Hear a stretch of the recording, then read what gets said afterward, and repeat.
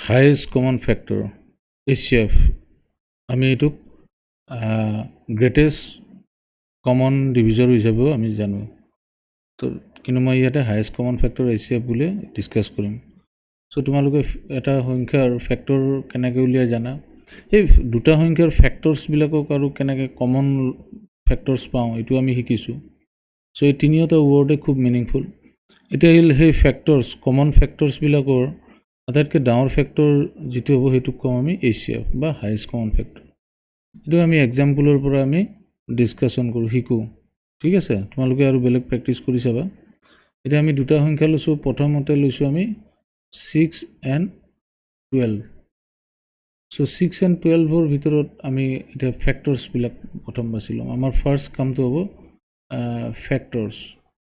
ফেক্টৰ্ছবিলাক ল'ম factors of first 6 লৈছোঁ আমি ফেক্টৰ্ছটো ইয়াতে আমি জানো সৰু সংখ্যাৰ কাৰণে আমি এনেকৈ লিখিছোঁ কিমানেৰে একজেক্টলি ডিভিজিবল হয় 1এৰে হয় বুলি জানো এগেইন 2ৰে 3 টাইমছ হ'ব এগেইন নাম্বাৰ ইটছেল্ফ হ'ব এইকেইটাৰ বাদে বেলেগ নাথাকে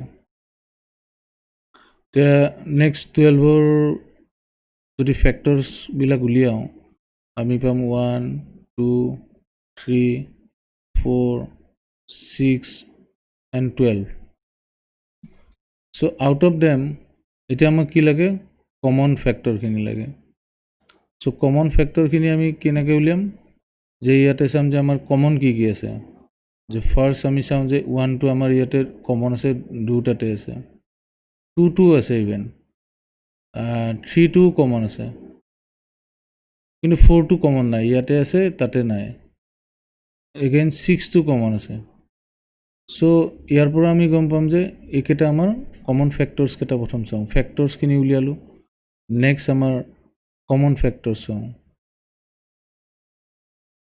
কমন ফেক্টৰ্ছ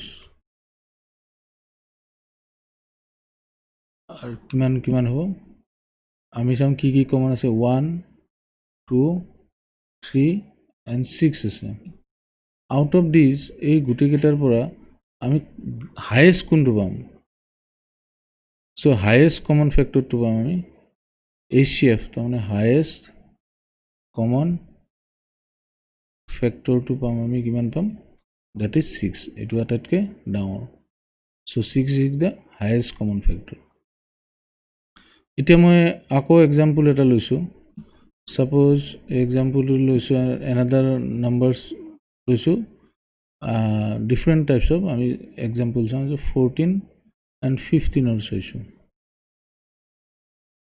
চ' এইটো এটা ইণ্টাৰেষ্টিং হ'ব ইয়াৰে ফেক্টৰ্ছবিলাক আমি চাওঁ চ' ফেক্টৰ্ছ অফ 14 কিমান হ'ব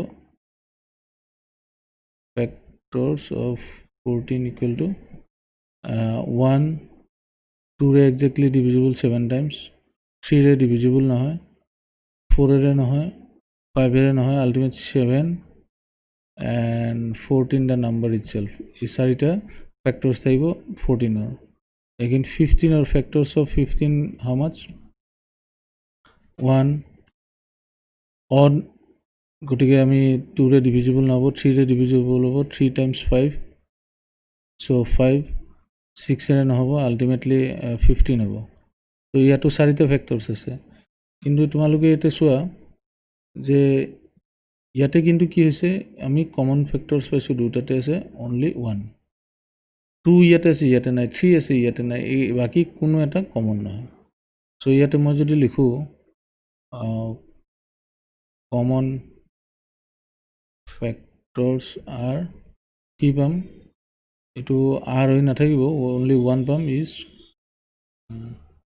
অনলি 1 আমি 1 পাইছোঁ কমন ফেক্টৰ মাত্ৰ এটা পাইছোঁ চ' ইয়াতে HCF কিমান হ'ব HCF যিটো আছে সেইটোৱে হ'ব ইয়াতে আৰু হায়েষ্ট বুলি নাই হায়েষ্ট 1এ আছে এতিয়া তোমালোকে জানা যে দুটা সংখ্যাৰ যদি কমন ফেক্টৰ অনলি 1 হয় দ্যাট মিনছ মাত্ৰ এটাই হয় that is 1 then it is called again co-prime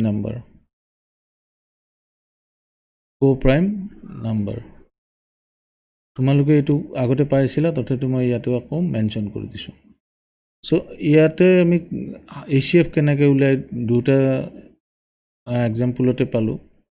suppose আমি এটা এক্সাম্পল লওঁ, থাৰ্ড এক্সাম্পল এটা লৈছোঁ।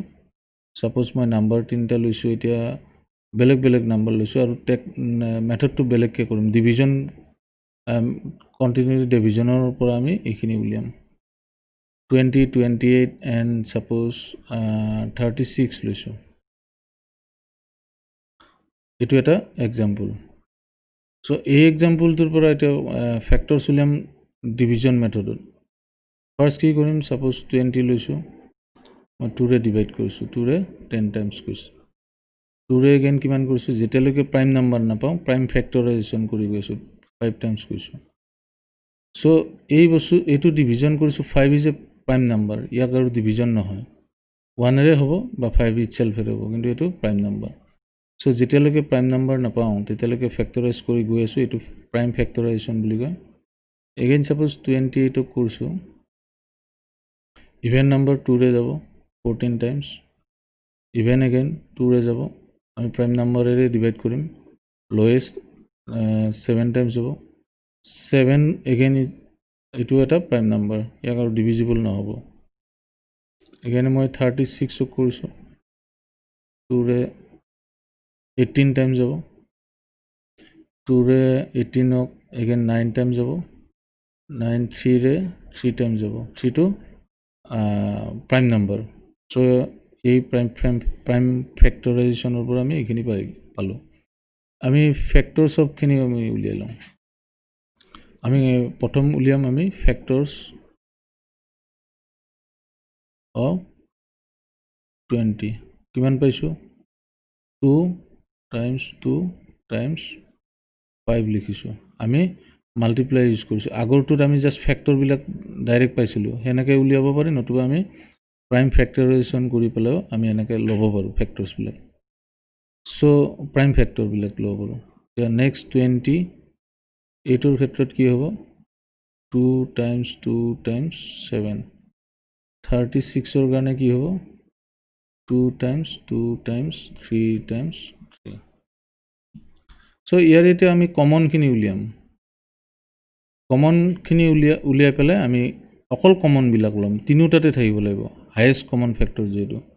আমি চাম যে এইটো 2টো এটা প্ৰথম 2টো আছে, আৰু ছেকেণ্ড ইয়াতে আৰু এটা 2 আছে, এইটো এটা কমন, কিন্তু 3বিলাক কমন নাই, বা 5 কমন নাই, বা 7 কমন নাই। চ' ইয়াতে মই কেনে উলিয়াব পাৰোঁ, চ' কমন ফেক্টৰছ বুলি লিখিছোঁ, আমি ইয়াতে উলিয়াব পাৰোঁ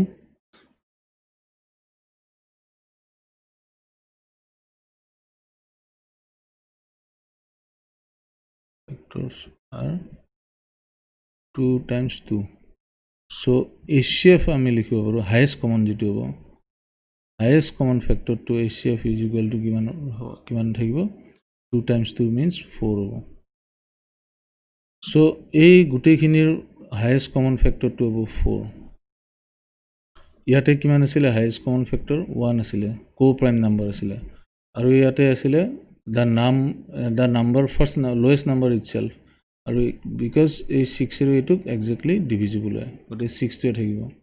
গতিকে ইয়াতে 6 পাইছিলোঁ, ইয়াতে 1 পাইছিলোঁ, হায়েষ্ট কমন ফেক্টৰ ইয়াতে 4 পাইছিলোঁ। তিনিওটা এক্সাম্পল ডিফাৰেণ্ট টাইপছ অফ হয়, তোমালোকে অলপ চাই ল'বা। আৰু এই যিটো মেথড কৰিছোঁ প্ৰাইম ফেক্টৰাইজেশ্যন মেথড, এইটো কৰি পেলাই ডাঙৰ সংখ্যাবিলাকক আমি এনেকৈ HCF উলিয়াবৰ কাৰণে ইজি হ'ব।